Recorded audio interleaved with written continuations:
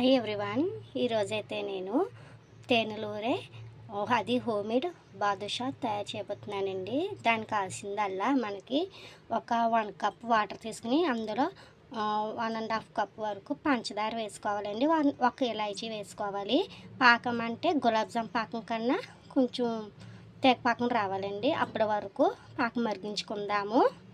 ఇంకండి చూసారా, పంచదార పాకంలో ఇలాచీ వేసాను. ఇంకా పంచదార కరగాలి బాగా. ఇప్పుడిప్పుడే కరగటం స్టార్ట్ అవుతుంది పంచదార. మనకి వేడి చేద్దామండి. ఇంతలోగా మనం ఒక చిన్న ప్రాసెస్ ఉంది, దాన్ని చూపిస్తాను. నేను ఆల్రెడీ చేసి పెట్టేసుకున్నాను.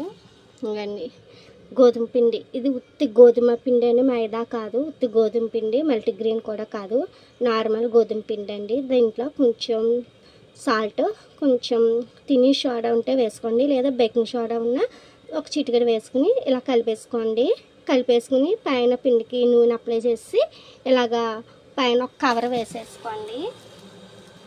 పైన ఒక కవర్ ఇలా వేసుకుని దానిపైన ఇంకోండి ఇలా ట్యాప్ పెట్టేసుకుని మూత పక్కన పెట్టేసుకోండి. మనకి పాకం తయారవ్వాలి. అలాగే డీప్ ఫ్రైకి ఆయిల్ అన్నది మనం డీప్ ఫ్రైకి పెట్టేసుకోవాలి. పాకం అవ్వటానికి ఆయిల్ హీట్ ఎక్కడానికి టైం పట్టుద్ది. వెయిట్ చేద్దాం. ఇంకండి పాకం చూసారా, ఇలా బాయిల్ అవ్వాలి, ఇంకా చాలా అవ్వాలి. పాకం అన్నది కొంచెం టైం పడుతుంది. ఓపిక టైం రెండు ఉంటే మంచి తేనెలూరే స్వీట్ షాప్ స్టైల్ కన్నా మనమే బాగా చేస్తాం.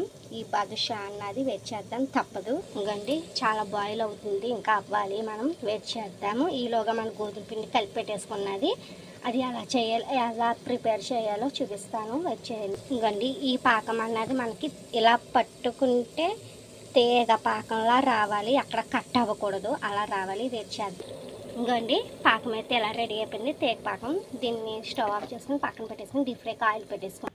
ఇంకండి డీప్ ఫ్రైకి ఆయిల్ పెట్టేసాను, ఇది ఇంకా హీట్ అవ్వాలి. ఇంకండి ఆయిల్ అయితే హీట్ ఎక్కింది, బాగా చక్కగా కాగింది. ఇవ్వండి బాదుషా చూసారా, ఇలా చిన్న చిన్న బటన్ బాదుషాస్ అంటారు కదా, అలా చేసుకోవాలి. ఫ్రై చేసేద్దాం రండి.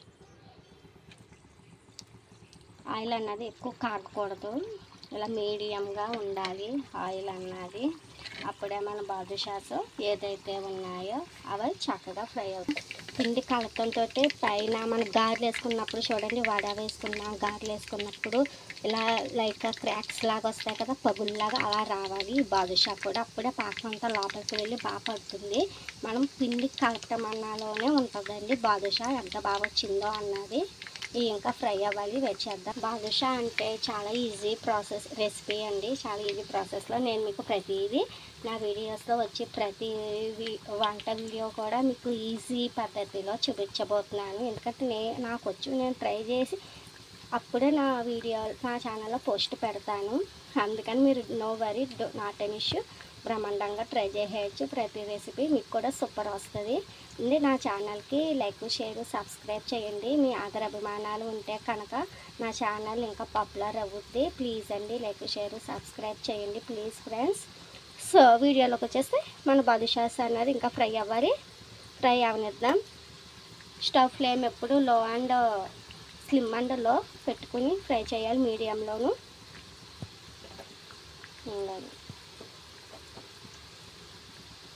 అలా ఫ్రై చేసుకున్నాక పాకం అన్నది మొత్తం చల్లారకూడదు, అలా లైట్ గోరువేగా ఉన్నప్పుడు పాకంలో వేసుకుంటే బాగా అబ్జర్వ్ చేస్తుంది పాకం అన్నది బాదుషాలు.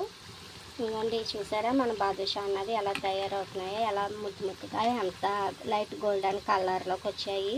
ఇంకొక 5 మినిట్స్ నుంచి తీసేద్దాము. చాలా అంటే చాలా బాగుంటాయి టేస్ట్లో. షుగర్ సిరప్లో నాని చాలా బాగుంటాయండి. ఇంకండి మన తేనెలూరే బాదుషాలు రెడీ అయిపోయినాయి. ఇంకండి చూసారా ఎంత బాగా రెడీ అయ్యాయో మన తేనెలూరే బాదుషాలు. ఇవి అయితే మనకి ఇంకండి ఇలా డిప్ చేయాలి, ఇలా కలుపుతూనే ఉండాలి. ఒక్క 5 మినిట్స్ వరకు ఇలా కలిపేయమనుకో పాకం అన్నది బాగా అబ్జర్వ్ చేస్తుంది మన బాదుషాలు. అయిగోండి ఈ వీడియో మీకు నచ్చిందా? ఎప్పుడెప్పుడు తిందామా ఈ తేనెలూరే బాదుషాలు అనుకుంటున్నారా? ఇంకెందుకని లేటు, నా ఛానల్లో చూసేసి నా ఛానల్ చూసి ఫాలో అయిపోండి రెసిపీ. ఉంటాను friends, bye bye, thanks for watching.